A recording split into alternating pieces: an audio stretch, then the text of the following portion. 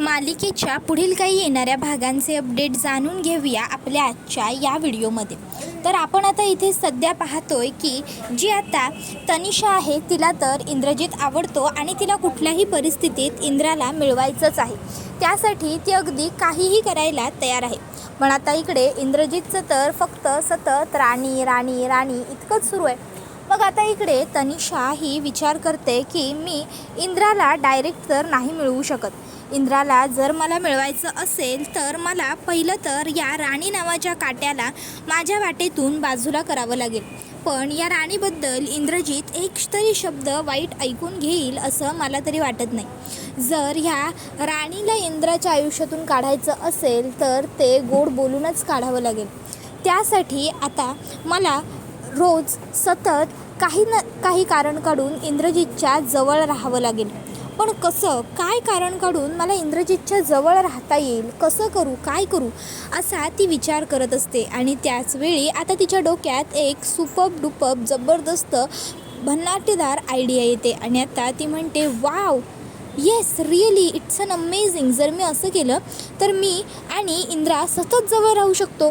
त्याबरोबर त्या ठिकाणी आता राणी तनिषाला जेवायला बोलवायला येते। तनिषा जेवायला खाली येते। आता ती मुद्दाम जाऊन इंद्राच्या शेजारी बसते। त्यावेळी आता लगेचच काकू तिला म्हणते अगं तनिषा ती राणीची जागा आहे, तू तिथे कशी बसली?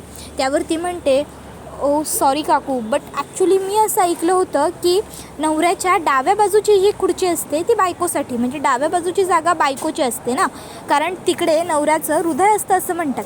मग मी डाव्या बाजूची खुर्ची राणीसाठी रिकामी ठेवलीच आहे की मी उजव्या बाजूला बसले, पण तरीही मी इथे नसेन बसायचं तर मी उठते। त्यावर लगेचच मग मालती म्हणते नाही नाही असू दे बस तू, राणीची जागा तू राणीला सोडली आहेस ना, मग काय हरकत आहे बस। तसंही कोणीही कुठेही बसू शकतं, फक्त काही जागा ठराविक असतात।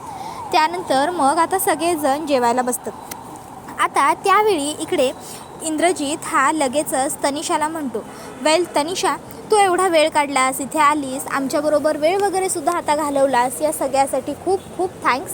आणखीन एक महत्त्वाची गोष्ट, मी तुझे 20 कोटी लवकरात लवकर काहीही करून परत करण्याचा प्रयत्न करेन। त्यावर ती म्हणते पण मला जर ते पैसे परत नको असतील तर?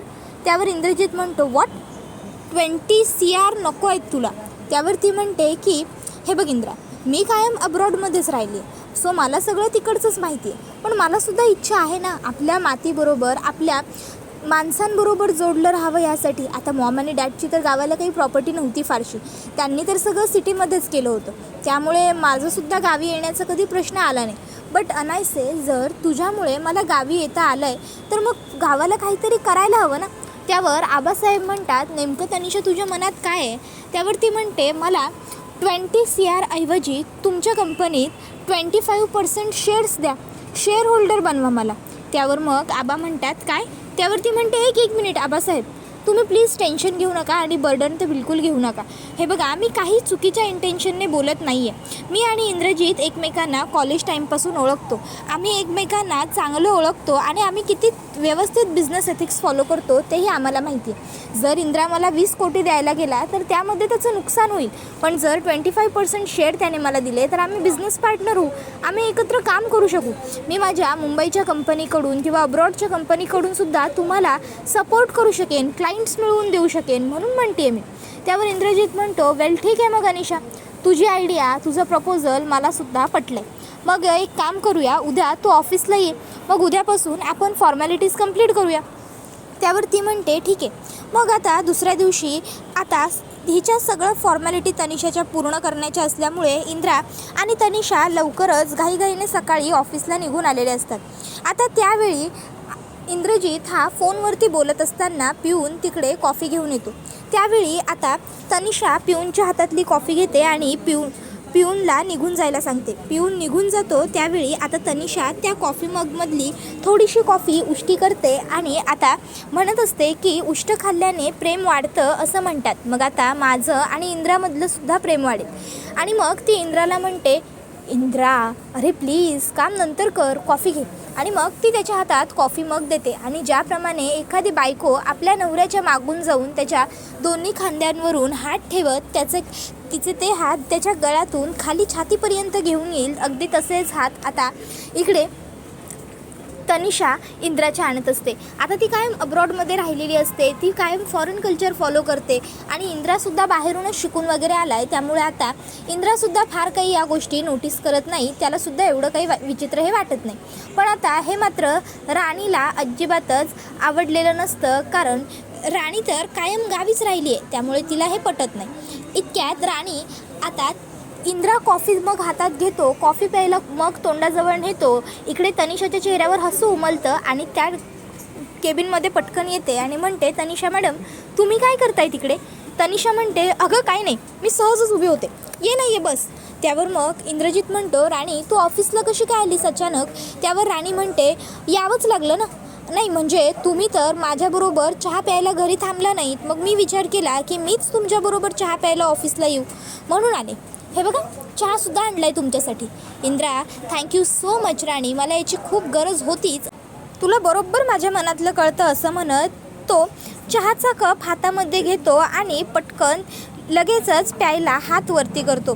पण त्यावेळी आता इंद्रा म्हणतो, अगं तू माझ्याबरोबर चहा प्यायला आलीस ना, मग तुझा कप? त्यावर राणी म्हणते, ऑफिसमध्ये एकच अवेलेबल होता ना. त्यावर इंद्रा म्हणतो, काय हरकत आहे, आपण दोघं एकातनं शेअर करू. तसंही म्हणतात, एका कपातनं चहा प्यायल्याने प्रेम वाढतं, उष्ट खाल्ल्याने प्रेम वाढतं, ये. आणि मग इंद्रा आणि राणी एकमेकांच्या समोर बसतात. इंद्रा पहिला तू जिप मार मग मी असं म्हणतो. राणी पहिला जिप मारते. आता इंद्रा पिणारच असतो ती चहा. इतक्यात तनिषा म्हणते, अरे पण तुला तर कॉफी आवडते ना, मी तुझ्यासाठी कॉफी आणली होती. त्यावर लगेचच राणी म्हणते, तनिषा मॅडम इंद्रजित सरांना जास्त चहा आवडतो आणि मी बनवलेला असेल तर काही खासच चहा आवडतो, बरोबर ना सर? त्याबरोबर इंद्रजित होकारार्थी मान डोलावतो आणि तनिषाला म्हणतो, तनिषा अगं तू का अशी उभी, तू घे ना ती कॉफी पी. तसंही तुलासुद्धा ही कॉफी आवडतेच की, आणि तुझी अगदी पहिल्यापासूनची सवय आहे, जे तुला आवडतं ते तू मिळवतेसच बाय हुक और क्रूक. काय गं बरोबर ना? त्यावर तनिषा आता मनातल्या मनात म्हणत असते, तसा तर मला प्राणापेक्षाही प्रिय तू आहेस इंद्रा, आणि बाय हुक और क्रूक जान दे कर भी और जान ले कर भी, तुला तर मी मिळवेनच. खरंच I love you lot Indrajit. त्यावेळी आता राणी तिच्या डोळ्यांसमोर टिचकी वाजवते आणि म्हणते, काय हो तनिषाताई, कुठे हरवलात, कसला विचार करताय? तनिषा म्हणते, काही नाही गं, तेच बघत होते. खरंच आजच्या या 2000च्या काळातसुद्धा इतकी गोड जोडी पुन्हा मला कधी पाहायला मिळेल का? पुन्हा तुमच्यासारखं जोडपं कुठे असेल का? त्यावेळी राणी म्हणते की नाही, तसं म्हणत असाल तर नाही मिळणार तुम्हाला आमच्यासारखी जोडी पाहायला, कारण राणी आणि इंद्रासारखं कुणी होणं शक्यच नाही आहे. राणी आणि इंद्राचं प्रेम आणि राणी आणि इंद्राची लव्ह स्टोरी जगावेगळी आहे. काय म्हणताय इंद्रजित सर? त्यावर इंद्रा म्हणतो, 100%. जर तुला आम्हाला पुन्हा पाहायचं असेल ना, तर तू आमच्या जोडीने एक फोटो क्लिक करून ठेव, म्हणजे तुला आम्हाला नेहमी पाहता येईल. आणि मग आता इंद्रा राणीला स्वतःच्या जवळ खेचतो आणि तनिषाला स्वतःच्या हातानेच फोटो काढायला लावतो आणि म्हणतो, सांग कसा दिसतोय फोटोमध्ये आमचा जोडा, वाटतोय की नाही अगदी लक्ष्मीनारायणासारखा? त्याबरोबर ती आता होकारार्थी मान डोलावते. तनिषाला खूप राग येत असतो. इंद्रजित राणीबरोबर रोमॅन्टिक पोज देत असतो आणि तनिषा त्यांचे फोटोज क्लिक करत असते. तनिषाला खूप जास्त राग येत असतो, तिचा जळफळाट होत असतो. पण आता इंद्रजित आणि राणीसमोर तिला काही बोलताही येत नसतं, तिला गुपचूप फोटो काढावेच लागतात. त्यानंतर राणी म्हणते, सर बास आता, किती फोटो काढणार आहात अजून तुम्ही? त्यावर तो म्हणतो, ठीक आहे फोटो बास, रोमॅन्सचं काय? आणि मग आणखीन आता तो राणीबरोबर रोमॅन्स करू लागतो, तिला जवळ खेचू लागतो. राणी म्हणते, सर आपण ऑफिसमध्ये आहोत. त्यावर इंद्रा म्हणतो, ऑफिस आपलंच आहे. त्यावर राणी म्हणते, अहो समोर तनिषाताई आहेत, त्यांचा तरी विचार करा. इंद्रा म्हणतो, तनिषासुद्धा माझी मैत्रीणच आहे, उलट मी तुझ्याशी जवळीक साधतो हे बघून तनिषालाही आनंदच होईल, कारण कॉलेजमध्ये असताना मी नेहमीच मुलींपासून लांब राहायचो, बरोबर ना तनिषा? त्यावर तनिषा मनात म्हणते की आत्तासुद्धा तू हिच्याजवळ गेलेलं पण मला आवडत नाही आहे. त्यावर तनिषा येस ऑफकोर्स एवढं म्हणते आणि मनातून खूप जास्त भडकलेली असते, जळत असते ती. त्याबरोबर हा व्हिडिओ इथेच संपतो. व्हिडिओ आवडला असेल तर व्हिडिओला लाईक करा, चॅनलवर नवीन असाल तर चॅनलला सबस्क्राईब करा आणि बेल आयकॉन आठवणीने प्रेस करा, जेणेकरून तुम्हाला पुढच्या प्रत्येक व्हिडिओचं नोटिफिकेशन मिळत जाईल आणि सर्व व्हिडिओंचा आनंद हा अगदी उत्तम पद्धतीने घेता येईल. चला तर मग प्रेक्षकांनो, आजच्या पुरतं इथेच थांबूया. पुढचा व्हिडिओ येईपर्यंत या व्हिडिओचा छान पद्धतीने आनंद घेत राहा. तुम्हाला ही मालिका कशी वाटते हे आम्हाला कमेंटमध्ये नक्कीच सांगा.